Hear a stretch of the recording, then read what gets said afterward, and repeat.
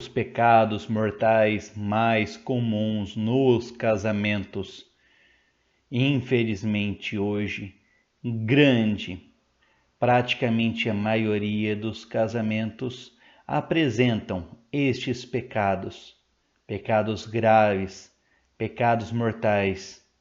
Lembrando que os pecados mortais são aqueles que separam a alma completamente de Deus, que se não forem confessados, fazem com que a alma esteja em um grande perigo de danação eterna, de perdição eterna.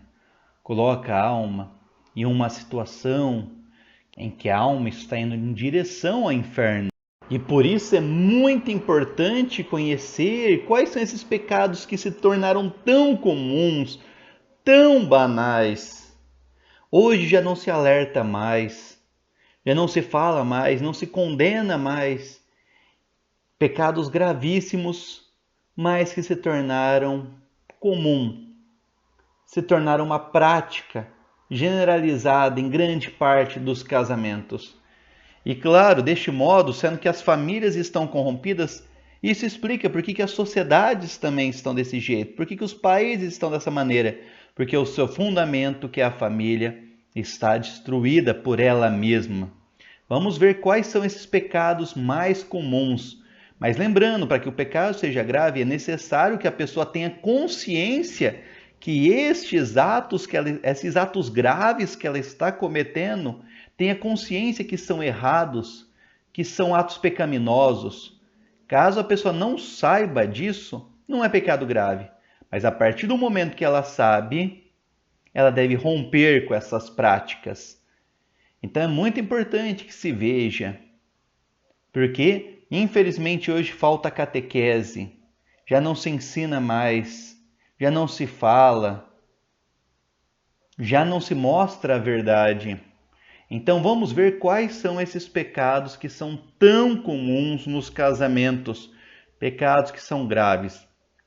E vamos começar falando daqueles pecados graves que se fecham à vida, pecados graves que se fecham à vida. Quando o casal está no altar, o padre pergunta se eles aceitarão, se o casal aceitará todos os filhos que Deus lhes enviar. E o casal diz sim, ou seja, o casal diz que irá ter estes filhos que Deus enviará, faz uma promessa perante Deus, perante o sacerdote, perante todos que estão reunidos, que aceitará os filhos que Deus lhe enviar. Por isso, são graves pecados os casais que fazem uso de pílulas anticoncepcionais. Os casais que não aceitam, que se casam e não aceitam ter filhos. Tem animais, tem cachorro, mas não aceitam ter filhos. Também aqueles que fazem operação, fazem laqueadura, também estão em pecado. Assim como também os casais que se utilizam de camisinha, de preservativos, que tomam injeção. São todos meios de impedir a vida que o casal prometeu perante Deus e perante o sacerdote, que estava aberto à vida, porque esta é uma das grandes funções do casamento. É muito importante para o casamento a procriação, porque não é simplesmente somente o ato de gerar uma vida, mas o fato de você cooperar com Deus para gerar almas para o céu. O casal se une a Deus para povoar o céu. Que grande poder que tem o casal!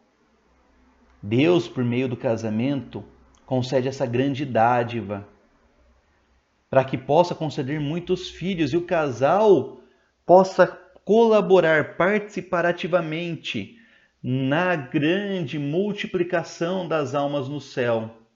A cada filho gerado, este é o pensamento que deve ter no casal. Que grande graça, que grande alegria, o dom da vida. Eu estou colaborando com Deus, Estou gerando e agora cabe a mim, cabe a nós, o casal, orientar, ajudar para que essa alma se chegue ao céu.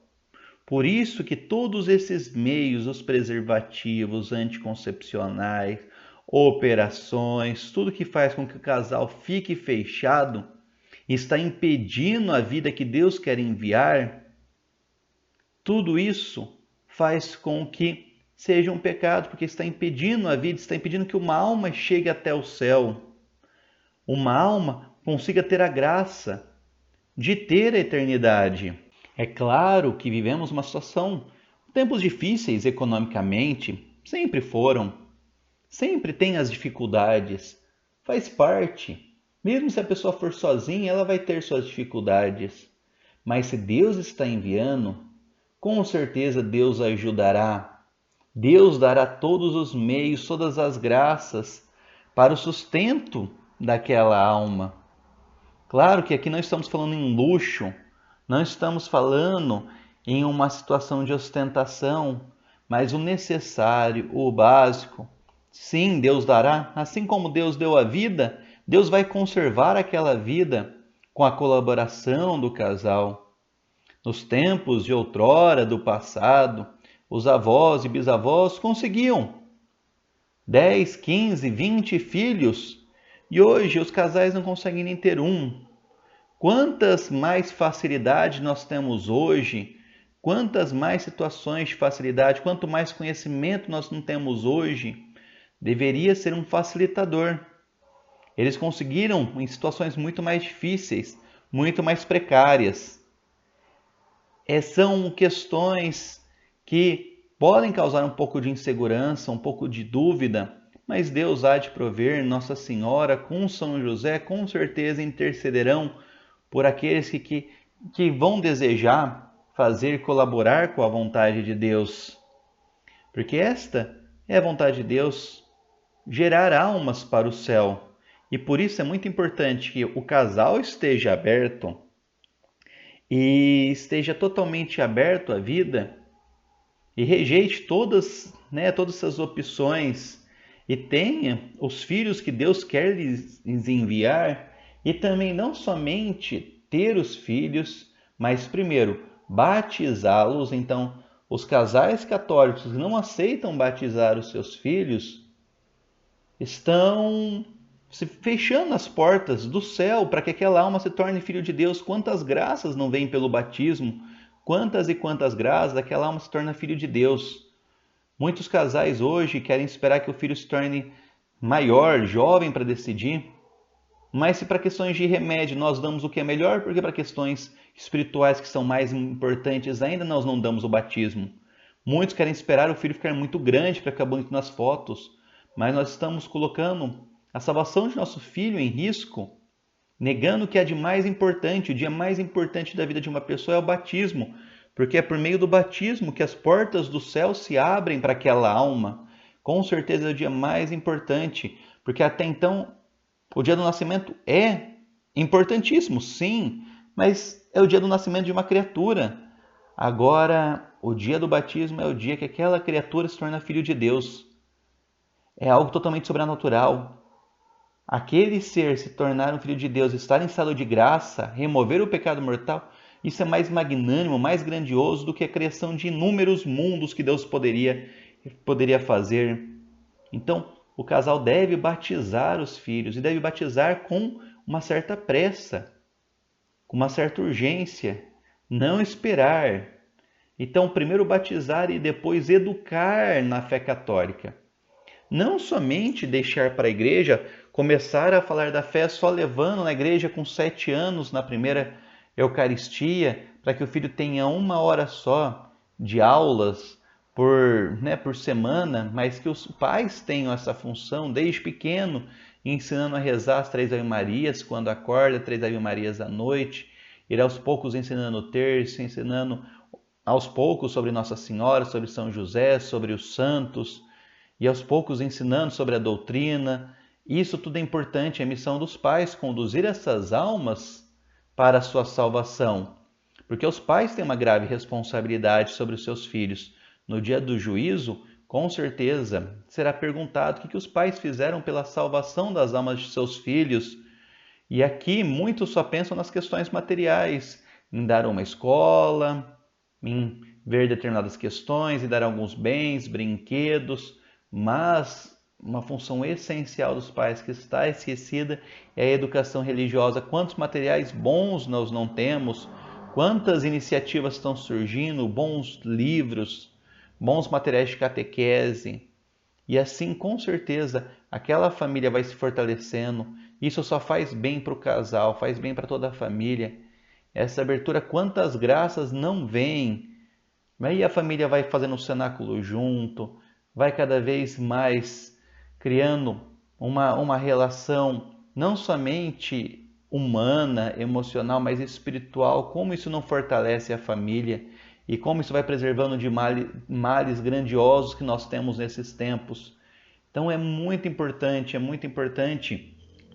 que o casal tenha essa percepção desses dois pontos. Primeiro, é importantíssimo estar aberto à vida, e depois que a vida vem, que essa vida seja conduzida ao céu por meio do batismo e por meio da educação religiosa. Não é à toa que tudo está acontecendo dessa forma. A irmã Lúcia, a pastorinha de Fátima, disse que Satanás mostrou a ela que sua última batalha seria contra a família.